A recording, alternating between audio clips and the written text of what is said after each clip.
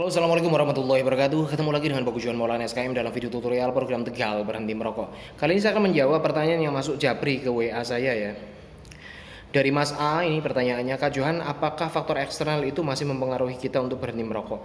Karena menurut pengalaman saya dan saya melihat hasil dari upaya-upaya teman-teman saya berhenti merokok, faktor internal lah yang menentukan. Artinya berhenti merokok atau tidak itu diputuskan oleh kita sendiri. Oh ya, oke. Ya. Jadi gini guys, kita tidak bisa mengeneralisir sebuah studi case. Yang namanya studi kasus itu kan unik. Artinya temuan-temuan fakta yang dari sebuah studi kasus itu bersifat khas ala kasus tersebut. Kontekstualisasinya seperti itu saya ngomong. Artinya kita nggak bisa mengeneralisir temuan studi kasus tertentu lalu kita anggap orang lain pasti sama dengan kasus tersebut. Nah ini Mas A ini mungkin pengalaman dia melihat seseorang atau orang lain berhenti merokok, lalu mungkin pengalaman pribadinya dia, lalu dia menyimpulkan bahwa faktor eksternal itu tidak mempengaruhi orang untuk berhenti merokok, hanya internal lah yang bisa mempengaruhi mengambil keputusan. Iya, memang kalau mengambil keputusannya memang dari internal dirinya sendiri ya, mau memutuskan berhenti merokok atau tidak. Tetapi untuk mengambil keputusan berhenti merokok atau tidak, itu kan ada faktor yang mempengaruhi, bisa internal bisa eksternal. Yang namanya perilaku itu terpengaruh oleh faktor internal dan faktor eksternal. Saya belum mau membahas dalamnya, detailnya internal itu apa saja, faktor eksternal itu apa saja, nanti akan kita bahas dalam video yang lain dan kita akan membahasnya secara detail satu persatu seperti itu. Tetapi pada dasarnya adalah kita tidak bisa mengeneralisir seperti itu. Gara-gara misalkan kita melihat seseorang bisa berhenti merokok karena wah ini keputusan saya sendiri, saya bukan berhenti karena dari orang lain dan sebagainya, lalu kita mengeneralisir bahwa semua orang itu bisa berhenti merokok hanya karena faktor internal, faktor eksternal tidak berlaku. Kata siapa? Ya kan? Banyak juga kok orang-orang teman-teman saya berhenti merokok karena faktor eksternal. Contohnya mau menikah sama seorang gadis. Awalnya merokok, tapi begitu mendekati hari pernikahan, si cewek memberikan syarat, kalau kamu mau nikah sama saya, syaratnya satu, kamu harus berhenti merokok. Lalu mau nggak mau dia berhenti rokok, karena dia cinta mati sama cewek itu. Nah itu kan berarti faktor eksternal. Saya sendiri berhenti merokok, salah satu faktor saya berhenti merokok adalah karena ayah saya. Di umur saya 37, ayah saya sudah sekian lama sering kontra dengan saya karena urusan rokok, bahkan saya sampai konflik, akhirnya saya minggat satu hari. Lalu di situ ayah saya bilang, saya gagal menjadi bapak gara-gara saya umur 37 tahun masih merokok. Nah itulah membuat saya berpikir keras bagaimana caranya saya berhenti merokok. Akhirnya saya menemukan teknik berhenti merokok, yaitu berhenti merokok dengan public commitment. Nah itu kan artinya faktor eksternal mempengaruhi saya.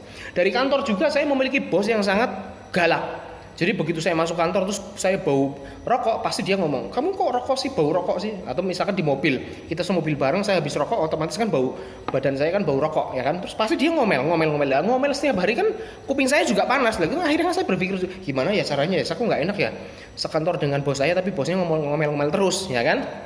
Nah itu juga faktor eksternal namanya. Atau misalkan faktor eksternal itu bisa jadi lembaga atau sebuah syarat. Contohnya Kementerian Kesehatan Republik Indonesia tahun 2017 saja itu membuka 1000 lowongan CPNS, syaratnya adalah tidak merokok. Nah itu gimana nih? Nah itu kan faktor eksternal juga dari seorang individu. Misalkan dia merokok, terus begitu mau ngelamar CPNS di Kemenkes, wah kayaknya ada lowongan nih, ada formasi nih buat aku yang biasanya kesehatan misalkan. Lalu ngelamar, tahu-tahu keterima, mungkin ngelamarnya mungkin iseng-iseng doang gitu kan. Tahu-tahu keterima. Lah, gimana nih? Saya udah keterima mau masuk, masa mau saya resign? Ya kan? Udah kadung. Wah, ya udah berarti mau nggak mau saya harus berhenti merokok. Akhirnya dia berpikir gimana caranya berhenti merokok. Itu kan artinya ada paksaan dari luar. Atau dari organisasi tertentu, atau dari kantor tertentu, atau dari misalkan sebuah tempat tertentu lah ya, tempat pelayanan tertentu atau sebuah gedung tertentu. Itu misalkan Anda dilarang masuk.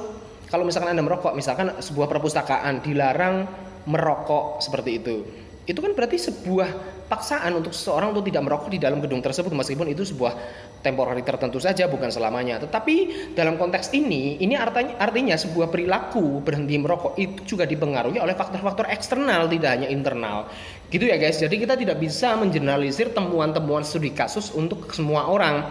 Yang bisa digeneralisir adalah konsepnya. Ya kan, makanya ada sebuah teori namanya grounded theory. Grounded theory itu berarti kita menemukan fakta-fakta apa di lapangan, lalu kita berpikir induktif, lalu kita menyusun sebuah teori. Mungkin bisa tercipta teori baru lah. Teori ini bersifat generalisir, maksudnya bisa dipelajari oleh semua orang, universal, dan juga maksudnya generalisir berarti bisa jadi orang lain yang memiliki karakteristik sama, mungkin beberapa variabelnya akan bisa disamakan. Misalkan, oh ini kasusnya seperti ini, orangnya introvert, orangnya seperti ini, tujuan berhenti merokoknya karena ini, mungkin bisa jadi orang yang tersebut yang hampir sama mempunyai solusi berhenti merokok yang sama. Lah hanya dalam poin-poin seperti itulah kita bisa melakukan generalisasi. Tetapi dalam kontekstualnya kita nggak bisa menyamakan semua orang itu pasti sama dengan ini, karena orang ini berhenti merokok karena kemauan diri sendiri, pasti orang lain juga iya, ya nggak seperti itu kita cara mengeneralisir, karena itulah temuan-temuan fakta yang khas ala studi kasus.